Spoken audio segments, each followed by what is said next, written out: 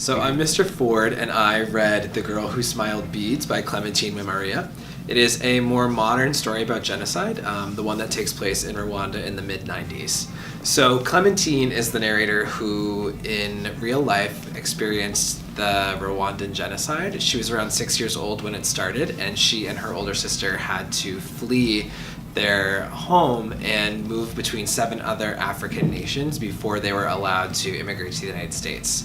It is a fascinating story that flips back and forth between a more modern time and the 1990s when she was living through the genocide and living in refugee camps all over southern Africa.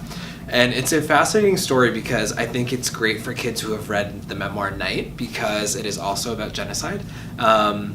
But a genocide that I think people are less familiar with. I think more people are aware of the genocide of the Jews in Europe, and this one is one that has taken place a little bit more recently.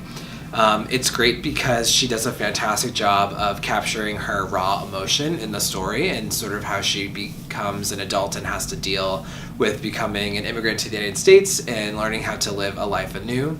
It's also interesting because she does not know what has happened to the rest of her family other than her sister until the end of the book, so it leaves you with a little bit of suspense. I would highly recommend this book for any student who has enjoyed Night or who enjoys nonfiction or enjoys a memoir.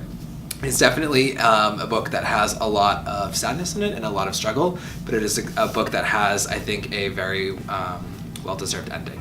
So I highly recommend it for you.